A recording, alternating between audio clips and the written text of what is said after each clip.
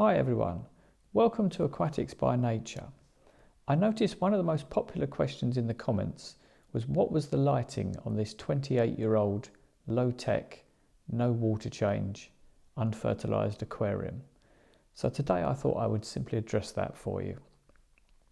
Originally, when this tank was purchased in 1995, it had two 30-watt fluorescent tubes with aluminium reflectors clipped over the top of it. But some 2 or 3 years ago, it became increasingly difficult to actually get replacement bulbs, and especially good quality bulbs, because the old T8 fluorescent tubes are really dying out and becoming really quite rare. So anyway, I decided to upgrade the tank to what is actually the current lighting system for this tank. And that's actually two T5 17-watt LED strips. I rather like these because they actually have sort of built-in reflectors of their own. So they're actually much slimmer, not only because they're the T5 thickness rather than the T8 thickness, but also you don't have those cumbersome reflectors over the top. So it's definitely much more user-friendly anyway.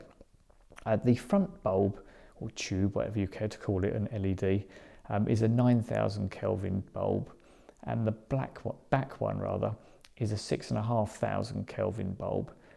To the naked eye, they're both fairly white. One is a little bit warmer white than the other, but they're not any fancy colours or anything. They're not terribly fancy LED lamps. They're not adjustable or anything like that. They're just the standard lamps that, as I say, would come with this tank if you were to actually purchase it today.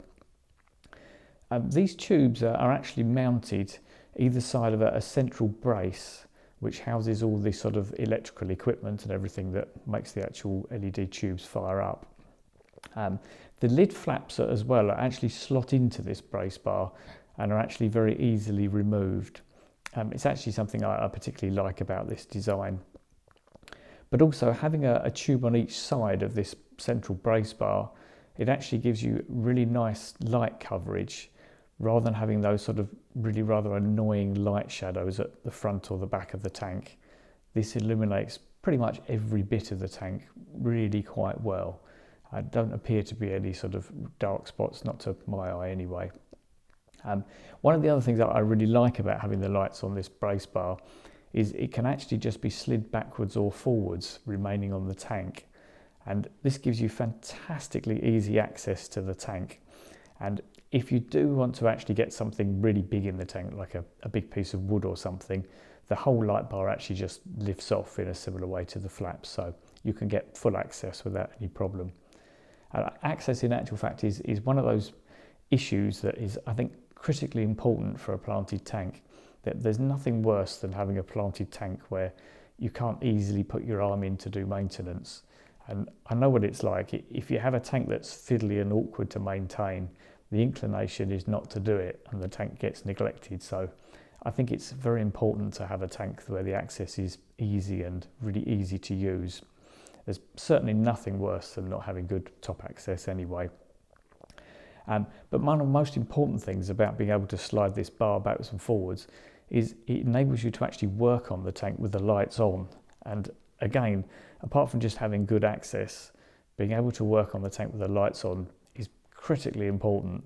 That there's nothing worse than one of these lights where the tube itself is fixed to the lid, and when you lift the lid, the light comes up with the lid, blinds you in the face and plunges the tank into darkness. It's just really awkward and annoying to work on tanks like that, and I really don't like them. I should point out the lights on this tank are actually waterproof, so if you do actually splash them in operations of doing a bit of pruning or whatever, it really is irrelevant. In fact, I can actually remember back in 1995 when I bought this tank, at one of the trade shows, they were actually showing the lights running underwater actually in the tank, just to prove the point that they were actually waterproof to that level. Although I have to say it's not actually recommended to do it to that level, certainly not in the long term anyway, but if you were to drop it in occasionally, it wouldn't do any harm. But also, one of the great things about having this kind of lighting system built under the hood is that you don't get any light loss. All of the light that is actually pushed out by the tubes actually goes directly into the tank. It doesn't go into your room or get lost particularly. And also being waterproof, it means that there aren't any cover glasses necessary on the tank. So it makes your tank far less cumbersome. And let's face it, no one likes cleaning cover glasses. They're a complete pain at the end of the day. And not only that, they cut out a huge amount of the actual usable light. I wouldn't be surprised if a cover glass cuts out 50% of the light, maybe even more if you haven't cleaned it. It'll really give you a lot less light than perhaps you were expecting to have, as it were. I notice also in the comments, a lot of people have asked about the photo period. How long do I actually have the lights on for in this tank? Well, the simple answer to that is it's just a very simple, straight 12 hours a day. I don't do any siestas or any strange durations or anything like that. While I think of it, I'd always recommend using a timer. There's nothing worse than having an inconsistent photo period.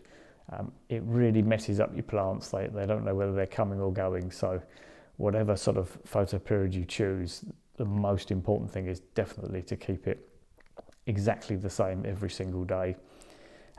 I like to just keep things really simple, which I'm sure you've probably gathered if you've watched some of my other videos. And I also like to sort of take my cue from nature as much as possible.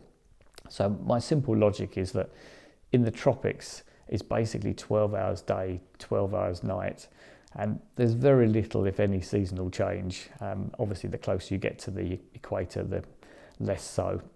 But I think there's also one other important point, which Diana Walstad brings up in her book, and that is that short photo periods may well make some species of plants think it's winter, and this may cause them to actually start shutting down and go into storage mode, which is really not something you want in an aquarium, especially this kind of aquarium. It's absolutely true to say that growth is king, and you don't want plants going unnecessarily dormant. I mean, there are a few that go seasonal dormant anyway, like my tiger lotus, but there are quite a few other plants that will slow down quite naturally because they're a little bit more temperate plants. So if you can keep them more growing, that's definitely the way to be. Anyway, I think I'll probably leave it for here in terms of what I'm going to do on this video, mainly because I wanted to keep it fairly concise and just give you the information you wanted. But I'll do a separate lighting video with some of my sort of personal thoughts, experiences, and some of the most overlooked things, and how to avoid some common pitfalls as well. Plus, I always want to do a little update video on the recent changes I've made to this tank. I'm sure some of you have noticed it already looks a little bit different to it a little while ago. I've actually got quite a lot of new thoughts and observations and a discovery that I've made that I'd like to share with you all. So watch this space. If you'd like to know more about my naturally balanced, no water change, unfertilised aquariums, I'd be eternally grateful if you subscribe and give me a like. And if you'd like to support this channel and help it reach more people, please share as well. You can also check out my playlists, but most importantly, enjoy your aquarium. Don't be a slave to it. Thanks for watching. I'll let the video play on for a little bit for those that like to chill out and watch the fish. Thank you.